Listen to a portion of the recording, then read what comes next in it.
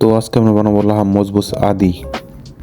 মজবুসটা বানানোর জন্য আমি এখানে প্রথমে কিছু পরিমাণ পেস্ট কেটে নিয়েছি, একই সাথে এখানে কিছু পরিমাণ আদা চপ অ্যান্ড কিছু পরিমাণ রসুন চপ নিয়ে নিয়েছি, একই সাথে টমেটো চপ অ্যান্ড কিছু গ্রিন চিলি নিয়ে নিয়েছি।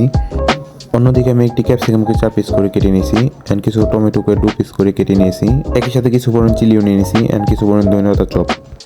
অন্যদিকে একটা পাতিলের মধ্যে আমরা কিছু পরিমাণ তেল দিয়েছি অ্যান্ড তেলটা গরম হলে আমি কেটে রাখা আদা রসুন চপটা দিয়ে দিব ভাজার জন্য, একই সাথে কিছু পরিমাণ হোলি স্পাইসিসও দিয়ে দিব।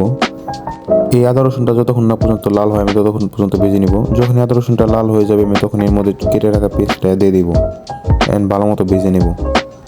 অ্যান্ড পেস্টটা যখন এই গোল্ডেন কালার চলে আসবে আমি তখন এর মধ্যে কেটে রাখা টমেটো অ্যান্ড মরিচগুলো দিয়ে দিব। অ্যান্ড টমেটোটা যতক্ষণ না পর্যন্ত সফট হয়ে যায় আমি ততক্ষণ পর্যন্ত টমেটোটা ভেজে নেব। যখনই টমেটোটা সফট হয়ে গেছে বা গলে গেছে তখনই আমি এর মধ্যে এক প্যাকেট টমেটো পেস্ট অ্যাড করে দেবো অ্যান্ড ভালো মতো মিক্স করে নেব। অন্যদিকে মজবুসটার জন্য মশলা রেডি করে নেব। আমি প্রথমে এখানে 1 চামচ পরিমাণে অ্যারাবিক মিক্স মশলা নিয়েছি, 1 চামচ হলুদ গুঁড়ো, 1 চামচ ব্ল্যাক পেপার পাউডার অ্যান্ড 1/2 চামচ পরিমাণ মাদ্রাজ কারি পাউডার অ্যান্ড সামান্য পরিমাণ 7 স্পাইসিস। একই সাথে কয়েক পিস আমি এখানে চিকেন কিউব বা চিকেন পাউডার দিয়ে দেবো। আচ্ছা, অন্যদিকে যখন এই টমেটো পেস্টটা থেকে তেল ছেড়ে দিব আমি তখন এর মধ্যে মশলাটা অ্যাড করে দিয়েছি, একই সাথে স্বাদ মতো লবণ দিয়ে আমি এই সব কিছুকে ভালো মতো মিক্স করে নেব, মশলাটাকে ভালো মতো ভেজে নেব। এই মশলাটা থেকে যখনই তেল ছেড়ে দিব আমি তখন এর মধ্যে সামান্য পরিমাণ পানি অ্যাড করে দেব।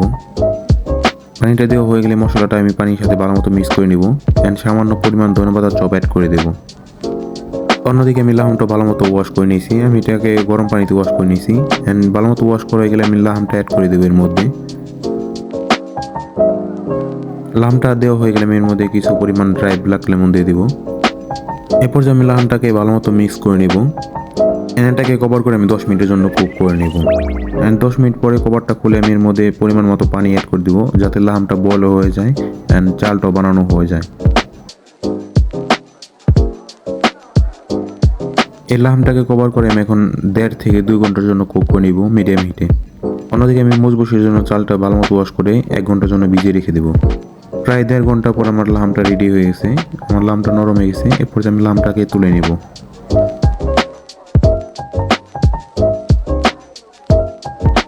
লাহামটা তুলে হয়ে গেলে আমরা একই পানিতে কেটে রাখা ক্যাপসিকাম অ্যান্ড কেটে রাখা টমেটোগুলো অ্যাড করে দেব।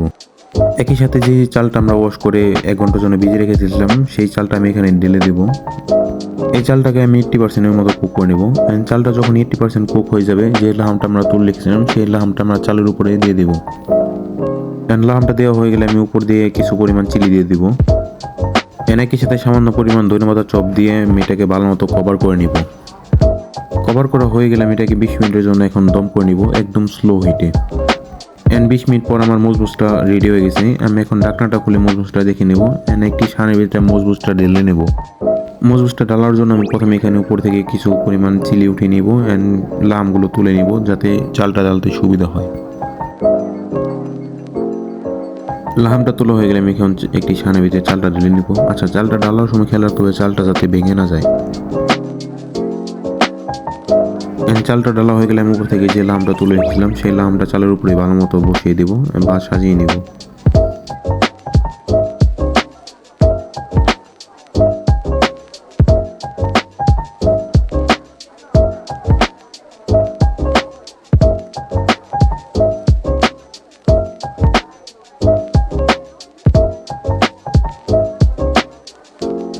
উপর দিয়ে কিছু পরিমাণ চিলিও ছিটিয়ে দেবো। আমি গার্নিশের জন্য এখানে কিছু পরিমাণ লেবু স্লাইস অ্যান্ড একটি টমেটো ফ্লেভার ব্যবহার করেছি। লাহাম মজবুস রেডি, প্লিজ সাবস্ক্রাইব।